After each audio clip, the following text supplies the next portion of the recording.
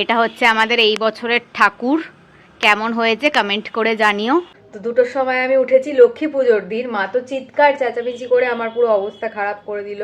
তো মা এখানে সবজি সবকিছু কেটে কুটে রেখে দিয়েছে। এসে গেছি আমার শ্বশুর বাড়িতে। এই যে পেতলের লক্ষ্মী ঠাকুরের পুজো হয়েছে। মুখে গুজে ফেলেছে, দেখো কত বড় একটা মোয়া গুজেছে মুখে।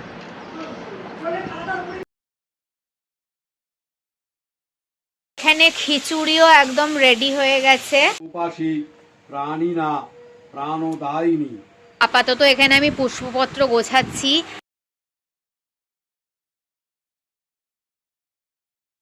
এন্ড এইখানে 7 রকমের ভাজা already ready. Hi guys, good afternoon and welcome back to a new vlog. আজকে অ্যাকচুয়ালি আমি মর্নিংয়েই উঠেছিলাম, তারপরে একটুখানি ল্যাদ খেয়ে গেছিলাম। ভাবলাম যে এত জলদি উঠে কি করব, আর একটু ঘুমিয়ে নিই। সেই আর একটু ঘুমাতে গিয়ে বেজে গেছে 2টো। তো 2টোর সময় আমি উঠেছি লক্ষ্মী পুজোর দিন। মা তো চিৎকার চেঁচামেচি করে আমার পুরো অবস্থা খারাপ করে দিল। আপাতত আমার বেড ক্লিন করা হয়ে গেছে অ্যান্ড এখানে চা খাবো। যেহেতু আজকে আমার উপোস, তাই জন্য আজকে শুধুমাত্র আমি এরকম চা অ্যান্ড লিকুইড জিনিসই কনজিউম করব। জলদি চাটাকে খাই, চাটাকে খেয়ে স্নান করব। স্নান করে জলদি রেডি হয়ে ওপরে 3তলায় যাব কাজ করতে মায়ের হাতে হাতে। হাই গাইস, সো আমি স্নান টান করে একদম ফ্রেশ হয়ে চলে এসেছি অ্যান্ড আজকে ছিল আমার হেয়ার ওয়াশ ডে। তার জন্য এরকম মাথার মধ্যে টাওয়েলটা বেঁধে রেখেছি। যেহেতু শ্যাম্পু অ্যান্ড স্পা ঠা অনেক কিছু করা ছিল, ফেস স্ক্রাব, বডি স্ক্রাব, তাই জন্য অনেকটা বেশি লেট হয়ে গেছে। এখন অলরেডি 4টে বাজে। তো ভাবলাম কি যে এখনই শাড়ি টাড়ি পরে লাভ নেই। এখন আমি যা ড্রেস পরে আছি সেটা পরেই আগে গিয়ে কাজ টাজগুলো তাড়াতাড়ি মাকে করে দিই, কারণ মা সকাল থেকে কনস্ট্যান্ট একা একা নিজের হাতে করে যাচ্ছে, কেউ হেল্প করার নেই। তো মা এখানে সবজি সবকিছু কেটে কুটে রেখে দিয়েছে। এখানে অলরেডি গ্যাস বসে গেছে। এটা হচ্ছে স্টোভ টাইপের, বেসিক্যালি এটা আমাদের ঠাকুরের পুজোর সময় ইউজ করা হয়। এখানে অলরেডি পায়েস ফোটা স্টার্ট করে দিয়েছে মা, পায়েস অলরেডি বসিয়ে দিয়েছে। অ্যান্ড এইখানে 7 রকমের ভাজা অলরেডি রেডি। এখানে আছে হচ্ছে পটল ভাজা, এটা বেগুন ভাজা, এটা ভেন্ডি ভাজা, ওটা ভেন্ডি না, ওটা বরবটি। ও সরি, এটা বরবটি ভাজা, এটা হচ্ছে লাল আলু ভাজা, এটা নর্মাল আলু ভাজা, এটা হচ্ছে কুমড়ো ভাজা, অ্যান্ড এটা কি বললে মাঝখানেরটা মূলো ভাজা। আর এর নিচে চাটনি অলরেডি হয়ে গেছে। কিসের চাটনি এটা? আমের? আমার জলপাইয়ের চাটনি রেডি। আপাতত কিছুটা কাজ এগোলো। এখানে পিঁড়ি পেতে নিয়েছি ঠাকুরের জন্য অ্যান্ড লক্ষ্মীর পা আঁকা হয়ে গেছে। এখানে অলরেডি মাটি দেওয়া হয়ে গেছে। এখানে এটা এই বছরে নতুন লাগানো হয়েছে, এটা যদিও বা আগের বছরের ছিল। এখানে পাগুলো আঁকা হয়ে গেছে অ্যান্ড এখানেও একটা পায়ের স্টিকার লাগানো হয়েছে। এখানে সিঁড়ি ভর্তি পা, এই দিকেও একদম সিঁড়ি ভর্তি পা, ওখানে আরেকটা ওটা লাগানো হয়েছে। আমি ওইগুলো করতে করতে মায়ের এখানে 5 তরকারি রান্না একদম কমপ্লিট হয়ে গেছে। তো মাথায় তো হেয়ার সিরাম দিতে ভুলে গেছিলাম, মাথায় হেয়ার সিরাম দিয়ে একটুখানি স্কিন কেয়ার করে একদম শাড়ি ঠাড়ি পরে রেডি হয়ে চলে এসেছি। যদিও বা এখন তোমাদের সাথে look of the data share করতে পারবো না, যেহেতু প্রচন্ড ব্যস্ত আছি। তো আগে কাজ করব। তো এখানে আমাদের এই বছরের মতন ঠাকুর বসে গেল। এটা হচ্ছে আমাদের এই বছরের ঠাকুর। কেমন হয়েছে কমেন্ট করে জানিও। পুরোটাই মাটির, শাড়িটাও কিন্তু মাটি দিয়েই করা। আমরা এমনিতে শাড়ি পরিয়েই ঠাকুরকে আনি, বাট এইবার পুরো মাটির শাড়ি এরকম করে এই ঠাকুরটাকে কালকে আমি আর আকাশ চুজ করেছি। তো এখানে আমার লক্ষ্মীর ঘটও বসানো হয়ে গেছে।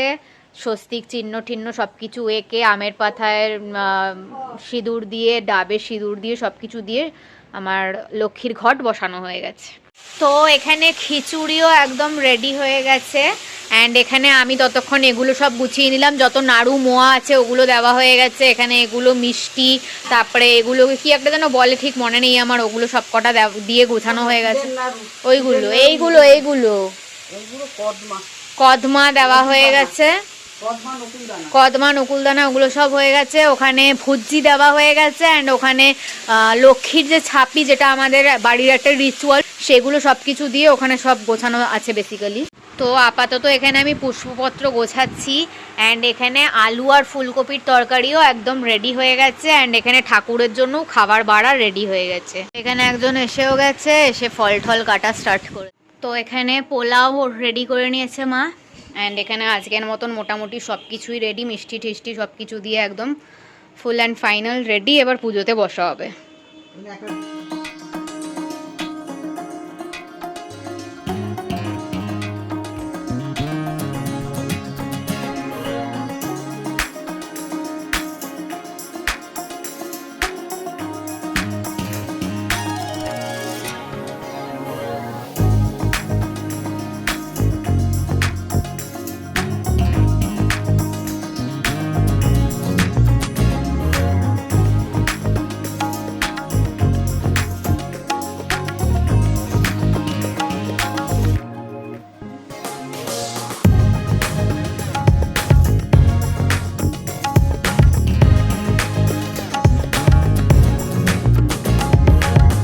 উপাসী প্রাণী না প্রাণদায়িনী দারিদ্র দুঃখ সংহস্ত্রী মহালক্ষ্মী নমস্তুতে নমস্তুতে শ্রীনামতু দাসী হরিপ্রিয়ে হরিপ্রিয়ে যা গতিস্তৎ প্রপন্নানাং সা মে ভুয়া তত্ত্ব বিশ্বরূপস্য ভর্যাসি পদ্মে পদ্মালয়ে শুভে সর্বত পাহি মাং দেবী মহালক্ষ্মী নমস্তুতে। তো আমাদের আজকের মতন লক্ষ্মী পুজো একদম ফাইনালি কমপ্লিট হয়ে গেছে। এখন আমি নিচে আসলাম একটু মেকআপ করব বলে, কেন কি এই শাড়িটার একটা শ্যুট করার আছে, তারপরে আবার আমার শ্বশুর বাড়িতেও যাওয়ার আছে। তো আপাতত এখানে আমরা একটু ফল প্রসাদ আর মিষ্টি প্রসাদ নিয়ে চলে এসেছি, আর এখানে সব রকমের মোয়া আছে। তো এসে গেছি আমার শ্বশুর বাড়িতে। এই যে পেতলের লক্ষ্মী ঠাকুরের পুজো হয়েছে, অ্যান্ড এখানে গোপুও আছে, বাকি প্রত্যেকজন আছে। এখানে আমাদের লোকনাথ বাবাটাও আছে। তো এখন দিয়েছে হচ্ছে খিচুড়ি আলুর দম। আমার প্রচুর ঘুম পাচ্ছে, আমি ঘুমাবো আর খিচুড়ি আলুর দম খেয়ে মুখে বুঝে ফেলেছে। দেখো কত বড় একটা মোয়া বুঝেছে মুখে। চিড়ের মোয়া খাচ্ছি, বাড়িতে তো চিড়ের মোয়া হয়নি এই বছর, তাই এখানে এসে আগে চিড়ের মোয়াটা খেয়ে নিয়েছি। ওই ওই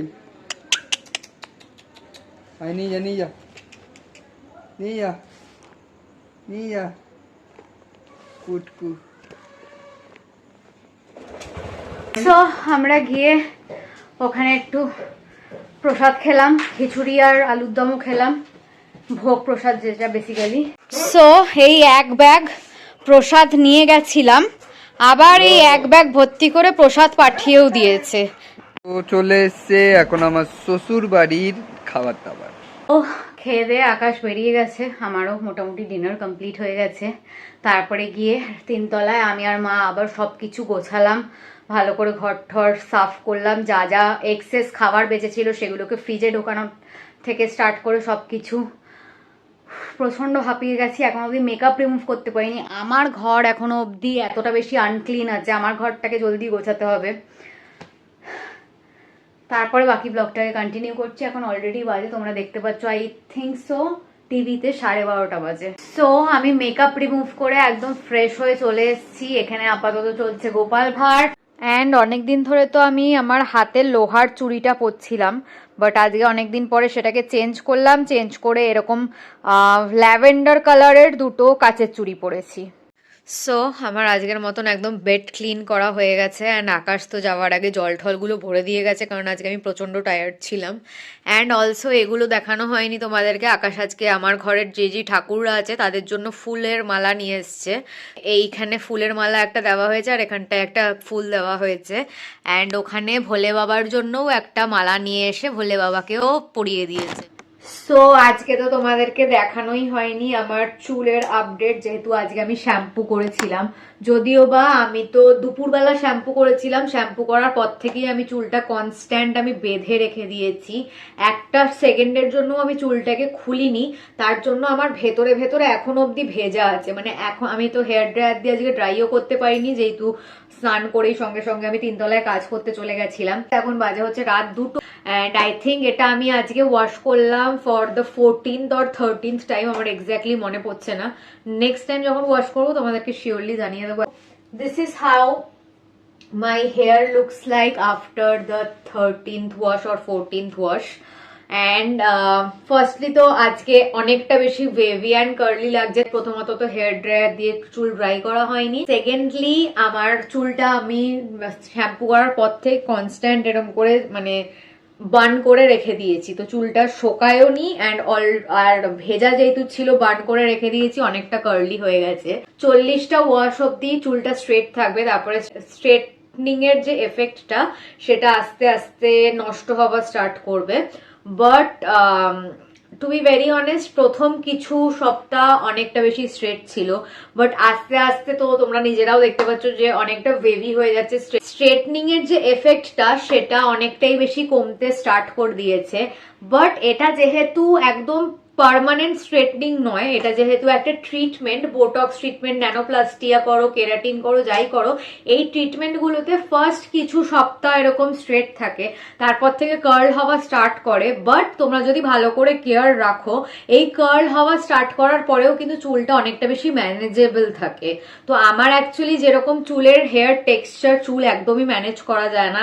আমি তো ছোটবেলা একদমই আমার ম্যাগি হেয়ার টেক্সচার ছিল, তারপর থেকে তো আমি কনস্ট্যান্ট স্ট্রেট করেই যাচ্ছি। ফার্স্ট টাইম আমি স্ট্রেট করেছিলাম যখন আমি ক্লাস 9-এ পড়তাম। আই নো আমি একটু পাকাই ছিলাম, হোয়াট এভার। তো যাই হোক, চুলটা এখন অব্দি ম্যানেজেবল আছে। তো চলো তাহলে, অনেকটা বেশি রাত হয়ে গেছে, আমার প্রচন্ড কোমরে ব্যথা করছে। তোমরা অনেকেই হয়তো জানো যে আমার কোমরের প্রবলেম আছে, তো তার জন্য আজকে আমাকে একটা কোমরের পেন কিলারও খেতে হয়েছে। আজকে সকাল থেকে এত কাজ করতে হচ্ছে, অনেকটা বেশি স্ট্রেস হয়ে গেছে। তো আমার এমনিতেই যে মেডিকেশনটা চলছে জেনিতে, যেটা আমি হসপিটালে দেখাতে গেছিলাম, সেটা তো চলছেই, তাছাড়াও আজকে আমি আরেকটা পেন কিলারও খেলাম। তো যাই হোক, তাহলে আজকের মতন ব্লগটাকে এখানেই এন্ড করছি। যদি ভালো লেগে থাকে please do like, comment, share and subscribe to our YouTube channel and don't forget to follow us on Instagram as well as Facebook. আবার খুব জলদি একটা নতুন ব্লগ নিয়ে দেখা হবে। বাই।